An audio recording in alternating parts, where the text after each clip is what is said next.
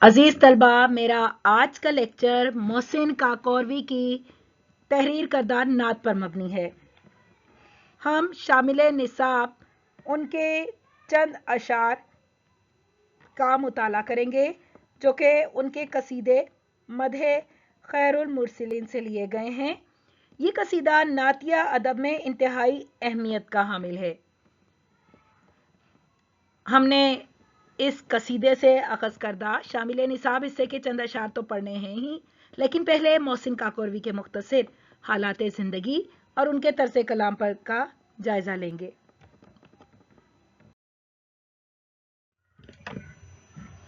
اور اب ان کے مختصر حالات زندگی۔ ان کا عرصہ حیات 1826 سے 1905 پر مشتمل ہے۔ مولوی محسن کاکوروی 1837 کو ضلع لکھنؤ کے کاکوری نامی ایک قصبے میں پیدا ہوئے۔ انہوں نے ہائی کورٹ کا امتحان پاس کر کے قانون کی تعلیم حاصل کی۔ وہ بچپن ہی سے انتہائی باصلاحیت تھے۔ اپنی شاعری کا آغاز غزلوں اور مثنویوں کے ساتھ کیا، لیکن بعد میں نعتیہ صنف کو اختیار کر لیا اور پوری زندگی اس پر خصوصی طور پر مشق کی۔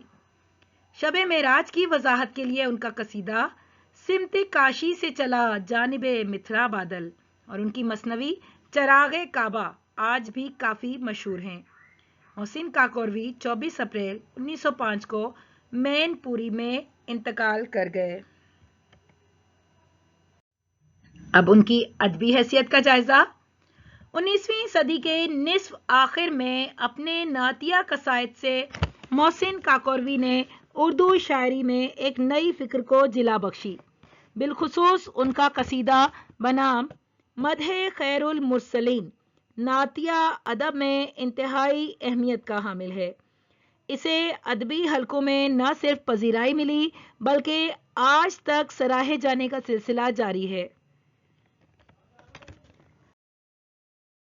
اور اب ان کے طرز کلام کی خصوصیات۔ محسن اردو کے پہلے ایسے شاعر ہیں جنہوں نے اپنی شاعری کو صرف عشق رسول کے لیے وقف کر دیا۔ وہ ایک سچے اور پکے مسلمان تھے اور ایک سچے مرد مومن کا ترہ امتیاز عشق رسول پر مبنی ہوتا ہے۔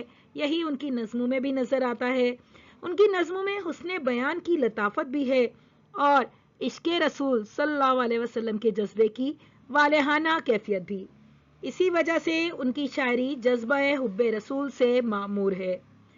پرشک و الفاظ اور تراکیب کے استعمال کی وجہ سے ان کی زبان دانی اور قادر الکلامی کلام میں نمایاں نظر آتی ہے۔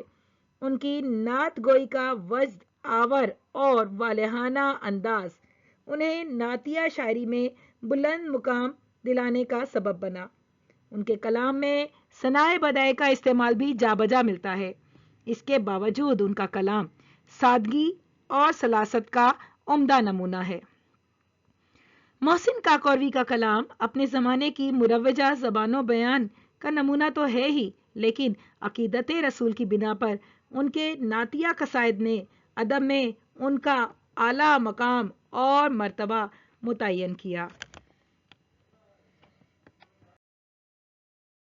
اور اب ان کے نعتیہ قصیدے مدح خیر المرسلین سے شامل نصاب حصے کے چند اشعار اور ان کی وضاحت۔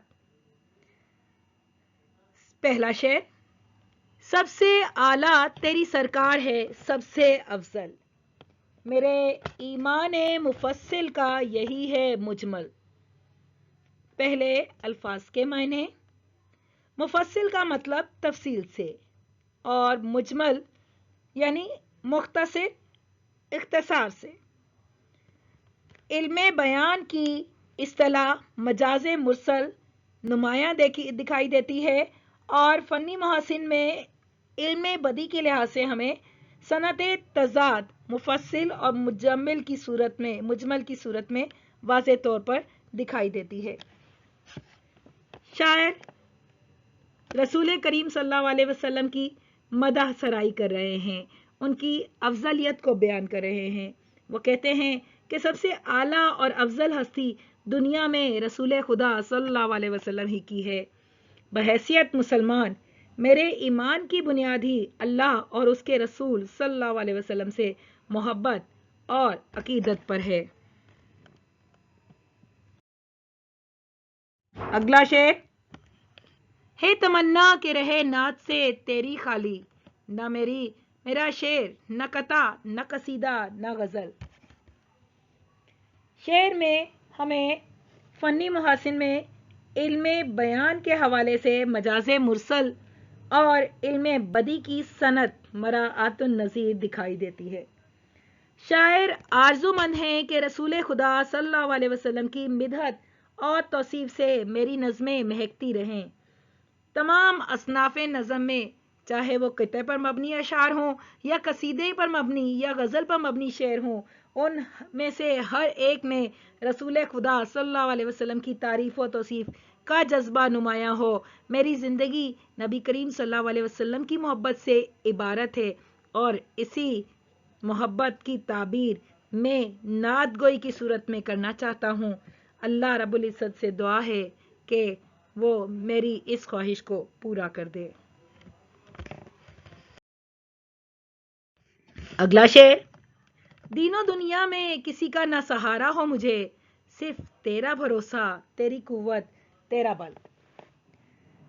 علم بیان کی خوبی ہمیں مجاز مرسل نمایاں نظر آتی ہے، اور فنی محاسن میں مزید علم بدی کے لحاظ سے صنعت مراعات النظیر دکھائی دیتی ہے۔ بل کا لفظ یہاں نبی کریم صلی اللہ علیہ وسلم کے بل بوتے کے لیے استعمال کیا گیا ہے، کہ شاعر یہاں کہتے ہیں کہ دینی اور دنیاوی طور پر مجھے کسی سہارے کی احتیاج نہیں، مجھے کسی سہارے کی حاجت نہیں۔ شاعر دعا گو ہیں کہ مجھے صرف رسول خدا صلی اللہ علیہ وسلم ہی پر بھروسہ نصیب ہو، یہی میری زندگی کا حاصل ہے۔ انہی کی بلبوتے پر مجھے دنیا اور آخرت میں کامیابی ملے، انہی کی دی گئی قوت کو میں آپ کی مدح سرائی یعنی نبی کریم صلی اللہ علیہ وسلم کی مدح سرائی کے لیے استعمال کروں۔ نعت کا اگلا شعر، ہو میرا ریشہ امید وہ نخل سرسبز، جس کی ہر شاخ میں ہو پھول، ہر ایک پھول میں پھل۔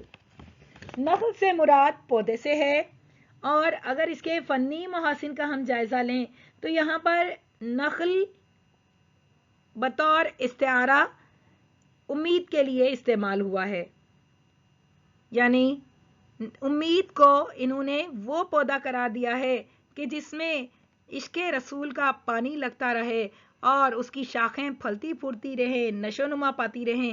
جس طرح سے پودے بڑے ہوتے ہیں، پھلتے پھولتے ہیں، پھول لگتے ہیں، ان پھولوں میں پھل پیدا ہوتے ہیں، میری امید کا پودا بھی پھلے پھولے، اور اس طرح سے کہ مجھے امید ہی رسول خدا سے ہے، مجھے عشق رسول خدا سے ہے، اور میرا یہ عشق، میری یہ امید رنگ لے آئے، اور میں جو مدح سرائی کے ذریعے نبی کریم صلی اللہ علیہ وسلم کی قربت کی کوشش کر رہا ہوں، اس میں کامیاب ہو پاؤں۔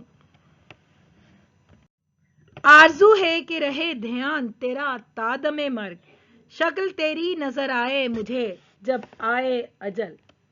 اجل وقت مرگ ہے، یعنی جب موت کا وقت ہو، جب موت نزدیک ہو، نزع کا عالم ہو، اس حوالے سے یہاں پر بیان کیا گیا ہے۔ فنی محاسن میں دیکھا جائے تو مجاز مرسل اور مراعات النظیر کی صنعت ہمیں یہاں واضح طور پر دکھائی دیتی ہے۔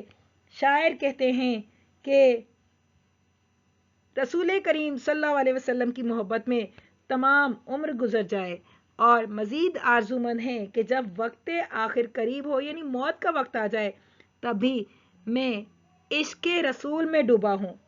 آخری وقت میں نزع کے عالم میں جب میری جان کنی کا عالم ہو، اس وقت مجھے رسول اللہ صلی اللہ علیہ وسلم کی قربت نصیب ہو، ان کا دیدار نصیب ہو، کہ ان کے دیدار ہی کی بدولت میرے لیے دنیا اور آخرت کے تمام مراحل کامیابی سے بخیر و عافیت طے ہو پائیں گے۔ کاش کہ رب کریم میری یہ آرزو پوری کر دے۔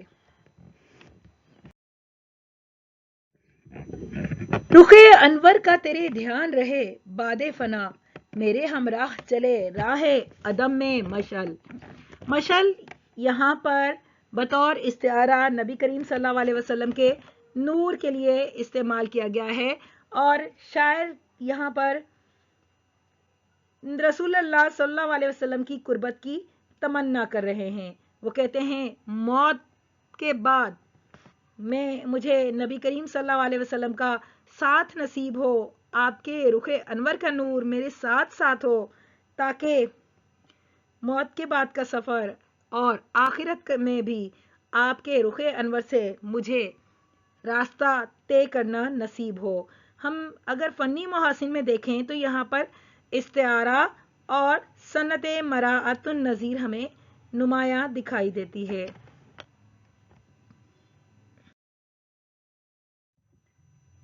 شامل نصاب حصے سے آخری شعر.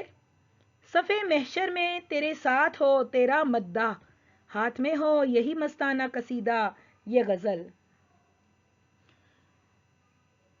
فنی محاسن کے حوالے سے دیکھا جائے تو شعر میں مجاز مرسل اور مراعات النظیر کی صنعت واضح ہے. شاعر یہاں پر اپنی نعت گوئی پر فخر کر رہے ہیں اور روز محشر رسول کریم صلی اللہ علیہ وسلم کی ہمراہی کے تمنائی ہیں. شاعر کہتے ہیں کہ جب مجھے نبی کریم صلی اللہ علیہ وسلم کا ساتھ نصیب ہو، محشر میں جب صفیں ترتیب دی جا رہی ہوں، اس وقت میں نبی کریم صلی اللہ علیہ وسلم کے ساتھ ہوں، اور اس ساتھ کے دوران میرے ہاتھ میں یہ نبی کریم صلی اللہ علیہ وسلم کی تعریف پر مبنی غزل، یہ قصیدہ میرے ہاتھ میں ہو، جسے میں نبی کریم صلی اللہ علیہ وسلم کو سنانے کا اعزاز حاصل کر سکوں. اس سے بڑھ کر میرے لیے اور کیا مقام ہوگا کہ میں نبی کریم صلی اللہ علیہ وسلم کو روز آخر یہ نعتیہ قصیدہ سنا پاؤں. کاش کہ اللہ رب العزت میرے اس جذبے کو، میری اس خواہش کو پورا کر دے. عزیز طلبہ، ان الفاظ کے ساتھ میرا آج کا یہ لیکچر یہیں تمام ہوا. ویڈیو آپ کو پسند آئی ہو تو لائک کیجئے، کمنٹ کیجئے، چینل کو سبسکرائب کیجئے. اللہ حافظ.